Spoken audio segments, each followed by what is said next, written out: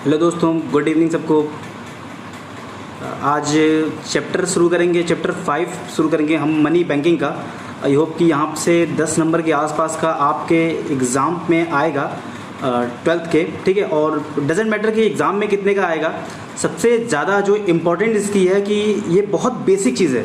हम कॉमर्स पढ़ेंगे या फिर हम बिज़नेस की कभी भी पढ़ाई करेंगे, कुछ भी जानेंगे, और ये इतना इसेंशियल चीज़ है, इतना इम्पॉर्टेंट चीज़ है कि हमें ये जानना भी ज़रूरी है। थोड़ा सा बेसिक है, और आप 12th के हैं, 11th के हैं, किसी भी बैकग्राउंड के भी हैं, ये कुछ खास मैटर नहीं करता। बट जो मैटर करता है वो ये मैटर करता है कि ये जो जानकारी जो आज हम यहाँ पे साझा करेंगे, जो आज मैं आपको कम्युनिकेट करके बताऊँगा, वो बहुत ज़रूरी है जानना, क्योंकि थोड़ा सा बेसिक ही है। और ऐसा नहीं है कि ऐसा हम जान नहीं सकते। और ये जानना क्यों ज़रूरी है, क्योंकि ये ऐसी चीज़ के बारे में हम बात करने वाले हैं आज कि जो कि हमारे कंट्री की लाइफ लाइन है। मतलब मैं अगर आज के डेज़ की बात करूं, आजकल के जो समय चल रहा है उस वक्त में भी इसका बहुत बड़ा योगदान है। मतलब आज जो टॉपिक है वो आज भी इस कोरोना के टाइम में सब बंद था, पर वो भी बंद नहीं था, ठीक है। मतलब ये इतना इम्पोर्टेंट टॉपिक है।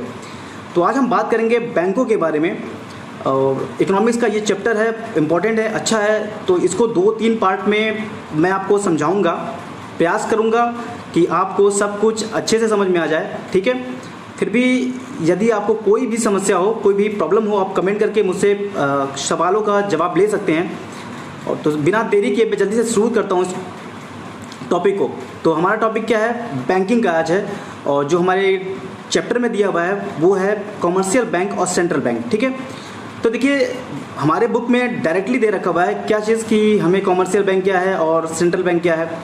लेकिन उतना जानने से पहले मैं 2-4 लाइन थोड़ा सा बैंक के बारे में बताना चाहूँगा, क्योंकि मैं बहुत ज़्यादा नहीं बताऊँगा, ऑब्वियसली आपको भी पता है, ठीक है। इसलिए भी थोड़ा सा जानना जरूरी है, थोड़ा सा एक हिस्ट्री हम इसका समझ जाएंगे तो ये क्या है, कैसे काम करता है, तो और भी मज़ा आएगा जानने में, ठीक है।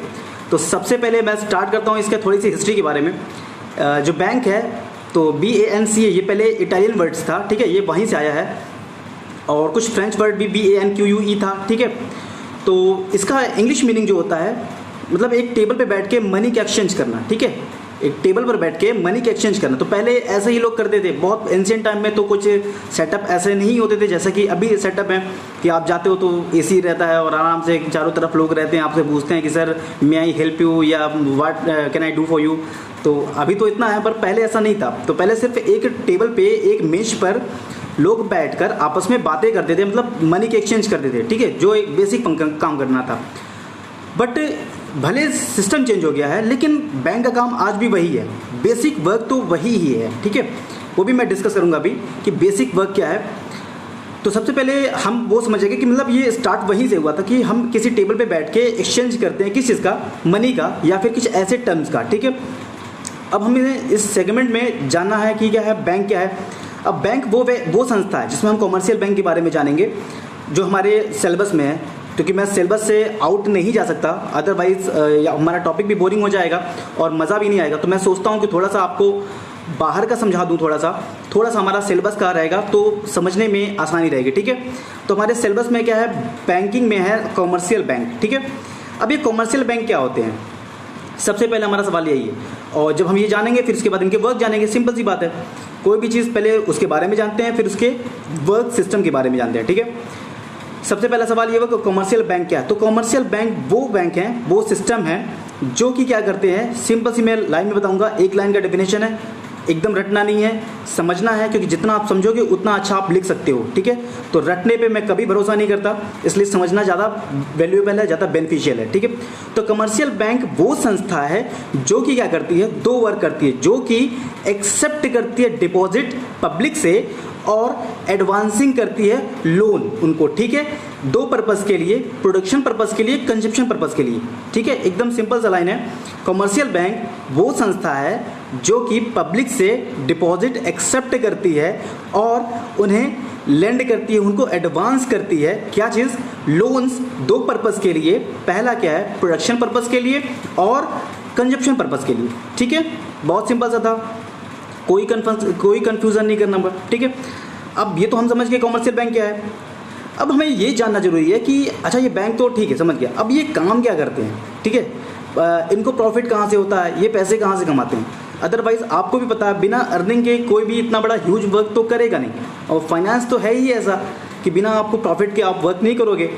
तो सबसे पहले हम ये समझते हैं कि ये बैंक से क्या करते हैं। तो बैंक से क्या करते हैं, इनकी जो इनकम होती है वो स्प्रेड कहलाती है। क्या कहलाती है? बैंक अपनी इनकम स्प्रेड से कमाते हैं। अब ये स्प्रेड क्या होता है?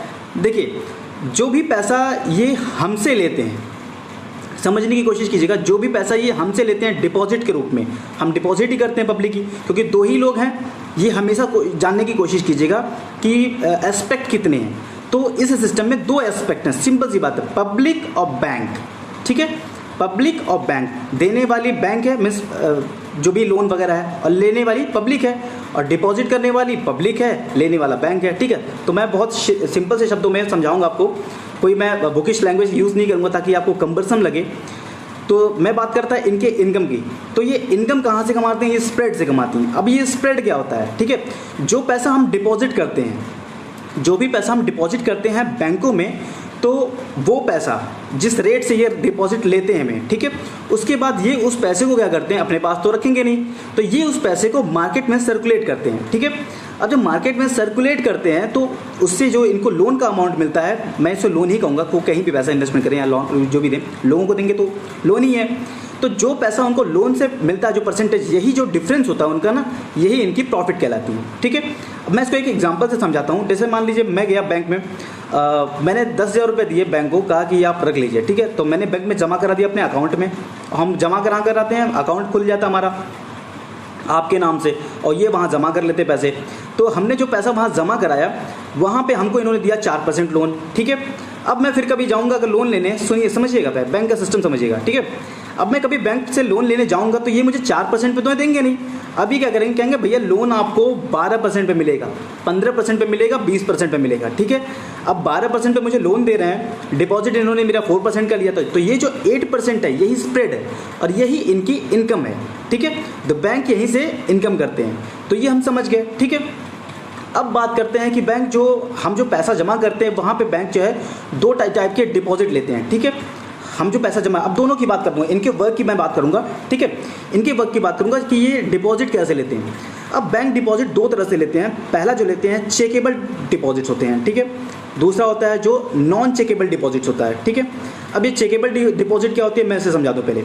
वो डिपॉजिट्स, ठीक है, समझिएगा, वो डिपॉजिट्स जिसके बदले, जब हम पैसा डिपॉजिट करते हैं, जिसके बदले हम चेक इशू कर सकते हैं। ठीक है, मतलब उस पैसे को हम विड्रॉ कर सकते हैं, वो होता है चेकेबल डिपॉजिट्स। ठीक है, चेकेबल डिपॉजिट बोलते हैं जिनके बदले मैं चेक इशू करके पैसा निकाल सकता हूँ। ठीक है, अब ये कौन से होते हैं, जैसे मान लीजिए आप जाओगे बैंक अकाउंट खुलवाने, तो आपको कहेंगे ना, आपने वर्ड सुना होगा, सर सेविंग खुलवानी है या करंट खुलवानी है। तो जो सेविंग अकाउंट होता है और जो करंट अकाउंट होते हैं बैंक के, तो वो चेकेबल डिपॉजिट होते हैं, मतलब जब आप चाहोगे आप पैसा निकाल सकते हो। ठीक है, दूसरे क्या होते हैं, नॉन चेकेबल डिपॉजिट्स। ठीक है, मतलब वो डिपॉजिट्स जहां से हम जब चाहें तब पैसा नहीं निकाल सकते। ठीक है, जब बैंक का हमारा टर्म कंप्लीट होगा तभी निकाल सकते हैं।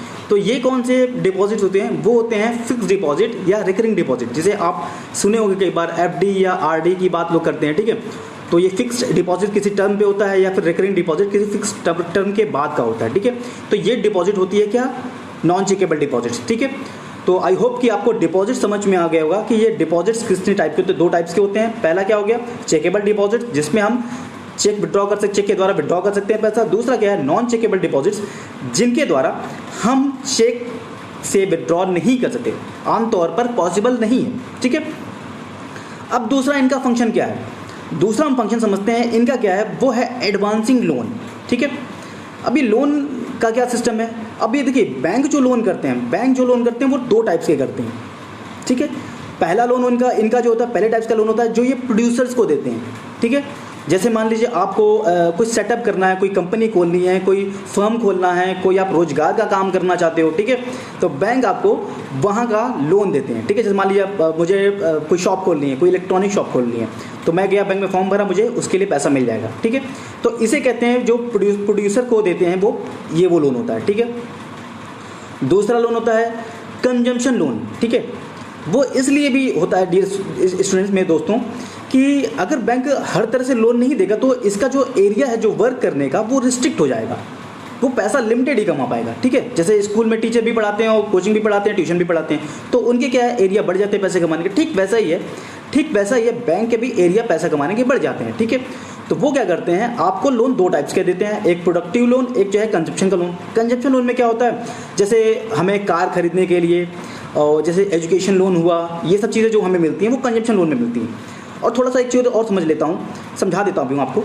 जो कंजप्शन लोन होते हैं यानी पब्लिक के वेलफेयर के लिए मिलता है, ठीक है, गवर्नमेंट के द्वारा हेल्प भी होती है इसके लिए। तो ये जो लोन होते हैं आमतौर पे नॉर्मली जो है ये हमारे प्रोड्यूसर वाले लोन से थोड़े से सस्ते होते हैं, कुछ परसेंटेज का अंतर होता है, ठीक है, ताकि पब्लिक भी आराम से यूज़ करे, मनी सर्कुलेट करेगा। अब ये जो लोन देते हैं, या फिर प्रोड्यूसर लोन कहूँ या फिर किसी प्रोड्यूसर्स को जो लोन देते हैं वो बात करूँ, या फिर मैं बात करूँ कि जो कंजप्शन के लिए लोन देते हैं कौन, बैंक्स, ठीक है। अगर मैं दोनों लोन की बात कर रहा हूँ, ठीक है, इन लोन में ये दो टाइप्स के होते हैं, ये दोनों लोन नहीं, पहला क्या सिक्योर्ड लोन और दूसरा हो गया अनसिक्योर्ड लोन, ठीक है। पहला सिक्योर्ड लोन, दूसरा अनसिक्योर्ड लोन। अब ये सिक्योर्ड लोन अनसिक्योर्ड लोन क्या है, बिल्कुल का सिंपल सा कॉन्सेप्ट है, उसमें ज़्यादा कम्बरसम नहीं, समझने की बात है। देखिए जिस लोन के बदले हम कोई सिक्योरिटी देते हैं, कोलेट्रल जिसे वर्ड यूज़ करते हैं, बैंकिंग का वर्ड एक यूज़ होता है कोलेट्रल। जो हम कोई कोलेट्रल सिक्योरिटी की तरफ के लिए देते हैं तो वो होता है सिक्योर्ड लोन। जैसे मान लीजिए मुझे एक ऑफिस खोलनी है, मतलब इलेक्ट्रॉनिक शॉप खोलनी, तो मैंने उनको अपनी ज़मीन के कागजात दे दिया कि भाई ये रख लो, अब मुझे शॉप दे दो। तो मैंने अपनी ज़मीन का पेपर उनके यहाँ पास रखा बैंक के पास, तब वो मुझे लोन दे दिया। 10 लाख की ज़मीन थी तो 10 लाख पे ऑब्वियसली देंगे नहीं, ये मान लीजिए 8 लाख मुझे लोन दे दिया, ठीक है। आमतौर पर बैंक 70% का रेशियो रखती है, कोई भी आप जमा करते हो तो आमतौर पर 70 to 90 रखती है, ज़्यादा नहीं रखती, क्योंकि फ्यूचर में फ्लक्चुएट हो सकता है उसका रेट, इसलिए। अब वो मुझे सिक्योर्ड लोन होगा क्योंकि मैंने उसके खिलाफ कोई, मतलब उसके लिए कोई सिक्योरिटी दी है। दूसरा क्या होता है अनसिक्योर्ड लोन, जिसके लिए मुझे कोई सिक्योरिटी नहीं डिपॉजिट करनी पड़ती है, ठीक है। जैसे मैं इसका एग्जांपल लूँ पर्सनल लोन, उसके लिए मुझे कोई भी सिक्योरिटी जमा नहीं करनी होती बैंक में, ठीक है। तो ये पर्सनल लोन हो गया अनसिक्योर्ड लोन, ठीक है। अब हमने बात कर लिया बैंक के बारे में, कॉमर्शियल बैंक के बारे में, इनके जो दोनों वर्क हैं उनके बारे में जो मेन थे, ठीक है। अब बैंक का क्या करते हैं, बैंक करता है क्रेडिट क्रिएशन, ठीक है। इसका मैं छोटा सा मैं समझा रहा हूँ बस आपको, इसकी फुल वीडियो पार्ट 2 में मिलेगी और शायद इसके 3 पार्ट होंगे। और मैं ज़्यादा बहुत बड़ा वीडियो नहीं करूँगा ताकि आपको समझ में ना आए, मैं इसलिए बहुत कॉमन लैंग्वेज में समझाता हूँ आपको, एकदम आप इकोनॉमिक्स बिल्कुल ऐसा लगेगा ही नहीं कि आपको प्रॉब्लम हो रही, ठीक है। मैं बहुत कॉमन लैंग्वेज, तो आज मैं एक बेसिक देता हूँ आपको। तो क्रेडिट क्रिएशन क्या होता है, ठीक है, मतलब अगली बार जब मैं बात करूँगा तो ये बताऊँगा कि बैंक कैसे पैसा कमाते हैं। अब जो क्रेडिट क्रिएशन कैसे करते हैं, जैसे हमने अगर बैंक में डिपॉजिट किया 10,000 रुपये, तो ऐसा तो नहीं है कि वो 10,000 रुपये पड़ा ही रहेगा बैंक में, ठीक है। तो वो क्या होता है, वो बैंक उस 10,000 रुपये को मार्केट में सर्कुलेट करते हैं, ठीक है, वो अपने बैंकिंग सिस्टम के द्वारा ही करते हैं। तो वो 10,000 रुपये से 15,000 रुपये कमाते हैं, ठीक है। एडवांसिंग लोन कर दिए तो वो प्रॉफिट कमा लिए, कहीं इन्वेस्टमेंट कर दिए, कहीं गवर्नमेंट के बॉन्ड्स वगैरह तो इनके वहाँ पे इन्वेस्टमेंट होते हैं, बहुत सारी जगह हैं अपने इनके अर्निंग करने के, तो ये वहाँ पे वो पैसा लगा करते हैं, ठीक है। तो आज हमने क्या सीखा, हमने सीखा कमर्शियल बैंक क्या होता है, बैंक कहाँ से था, क्या आया, इसका वर्डिंग क्या थी, और हमने सीखा बैंक के क्या काम होते हैं, ठीक है। और ये भी सीखा बैंक कैसे डिपॉजिट लेता है, बैंक की अर्निंग किसे कहते हैं, छोटे छोटे टर्म्स हैं, ठीक है। हमने ये सीखा कि बैंक 2 टाइप के डिपॉजिट लेता है, चेकेबल, नॉन चेकेबल, ठीक है, उसके बारे में मैंने बताया था, एग्जाम्पल भी चेकेबल का बताया था। चेकेबल डिपॉजिट का एग्जाम्पल था आपका जो सेविंग अकाउंट और करंट अकाउंट है जिसमें आप पैसा जमा करते हो, ठीक है। दूसरा था नॉन चेकेबल, उसका क्या एग्जांपल था, आरडी जो आप करते हो या एफडी करते हो, ठीक है। उसके बाद मैंने बताया था किसके बारे में, लोन्स के बारे में, जो एडवांसिंग करते हैं बैंक, ठीक है। तो उसमें हमने सीखा कि वो 2 तरफ से करते हैं, एक प्रोड्यूसर्स को करते हैं प्रोडक्शन के लिए, दूसरा कंज्यूमर्स को करते हैं कंजप्शन के लिए। उसमें भी 2 टाइप्स के होते हैं, एक होता है सिक्योर्ड, दूसरा अनसिक्योर्ड, ठीक है। तो आज का ये बेसिक था। अगली वीडियो में मैं आपको बताऊंगा बैंक कैसे पैसे को क्रिएट करते हैं, ठीक है। उसके बाद थोड़ी सी बात करेंगे हम सेंट्रल बैंक के बारे में, ठीक है। Thank you, have a good day.